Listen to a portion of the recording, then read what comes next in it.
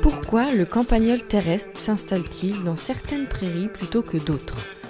Les pratiques agricoles ont-elles une influence sur sa présence ? Quels sont les facteurs qui favorisent les épisodes de pullulation ? Dans l'épisode précédent, nous avons vu que le pissenlit est la plante que le campagnol terrestre consomme en priorité. Une préférence alimentaire qui soulève une question centrale. Le contenu des prairies peut-il expliquer, en partie, les explosions de population observées sur le terrain ? Pour tenter d'y répondre, une première expérimentation a été menée à l'aide de drones au sein de l'unité d'Adrien, chercheur à VET AgroSup. Adrien, cette première expérience par drone vous a permis d'observer la répartition du campagnol en fonction des plantes présentes dans les prairies. Qu'est-ce que ces images vous ont montré ? Donc on a mis en place un suivi par drone sur pratiquement 30 hectares. On a des parcelles dans le Puy-de-Dôme, on a aussi des parcelles dans Franche-Comté, qui est une autre zone où il y a des pullulations. Et ce qu'on arrive à faire par drone, c'est qu'on regarde au printemps, on fait une photo en mars, on voit où sont les taupinières, où sont les colonies. On revient en mai, on voit où sont les pissenlits, parce qu'en fait les pissenlits fleurissent tous au même moment, là, autour du 15 mai. Et donc on peut cartographier facilement les pissenlits. Et on revient en septembre et on regarde où sont les nouvelles taupinières. Et en gros, ça nous permet de voir où est-ce qu'ils s'installent. Et là, ce qu'on a observé de manière très nette, c'est que les campagnols s'installent aux endroits où les densités de pissenlits sont importantes. Si jamais il n'y a pas de pissenlit, il va rechigner à s'installer. C'est le premier truc qu'on a observé. Le deuxième truc qu'on a observé, c'est qu'on a objectivé le fait que dès qu'il s'installe, la population de pissenlits diminue. Donc il a l'air d'y avoir une relation assez intense entre les campagnols et les pissenlits, avec des rétroactions entre les deux.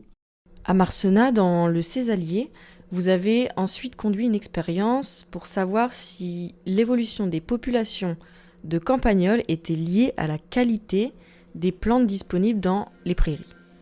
Concrètement, qu'avez-vous cherché à démontrer ? Ce qu'on a fait, c'est qu'après une période de pullulation, on savait que les campagnols avaient dégradé complètement la flore. On a installé des pissenlits, on a installé de la luzerne, on a installé du trèfle blanc, du trèfle violet et de la chicorée, qui sont des plantes qui sont suspectées être de bonne qualité pour le campagnol. On était en pleine phase de déclin et on a sursemé des grosses bandes qui font 1200 m². On a fait un lien très net sur le fait que le déclin est orchestré par la qualité des plantes qu'il a à disposition. Soit dit en passant, pour les agriculteurs, ça veut dire un truc très clair, c'est que quand on est en phase de déclin, il faut absolument éviter de vouloir restaurer les prairies avec des plantes qui sont attractives pour le campagnol, parce qu'on relance la pullulation directement.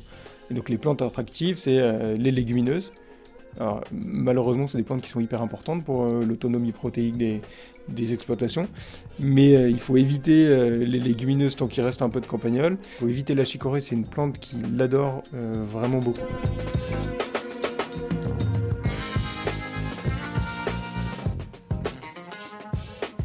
Certains facteurs favorisent la présence des campagnols, notamment le type de sol sur lequel on va se trouver. Sandrine Gominard, animatrice technique à la Fredon, Auvergne-Rhône-Alpes. On sait notamment que les sols volcaniques sont beaucoup plus favorables aux campagnols que les sols granitiques.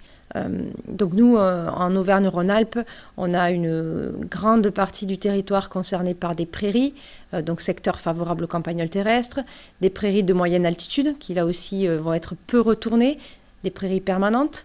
Donc là aussi, ça va être l'endroit favori du campagnol. Les secteurs pour lesquels la surface toujours en herbe est très importante.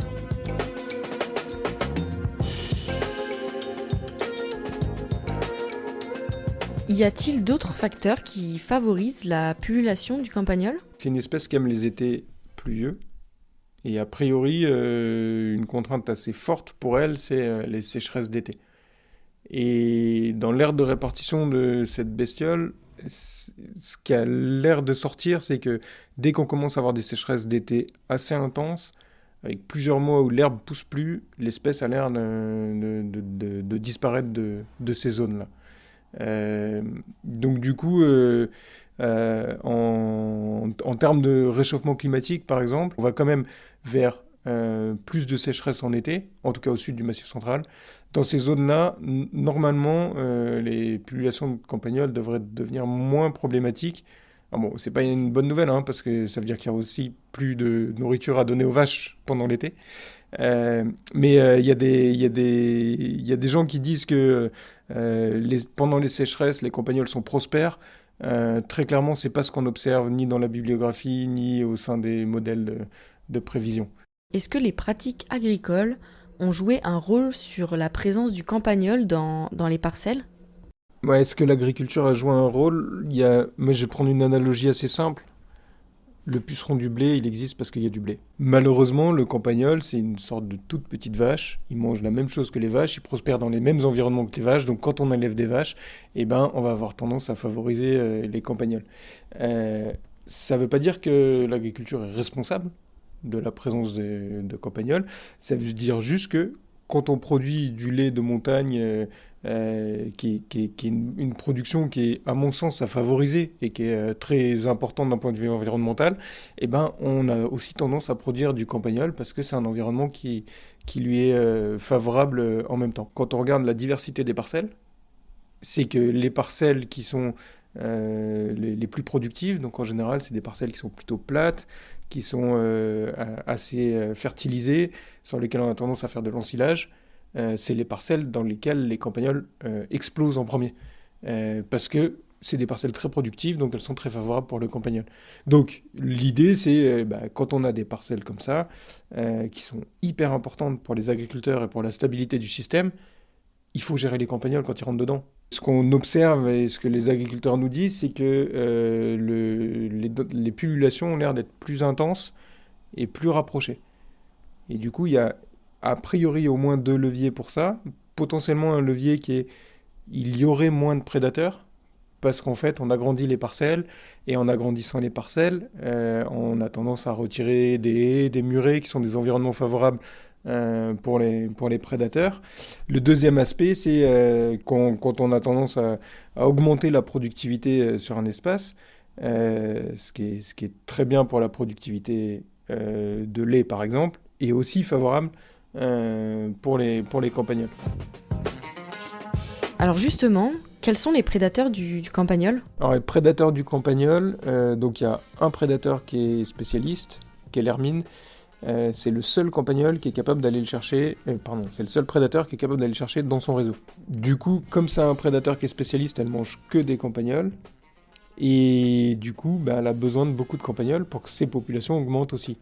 Donc en fait, les prédateurs spécialistes, ils ont tendance à arriver à devenir en forte abondance une fois que les campagnols sont déjà en pullulation.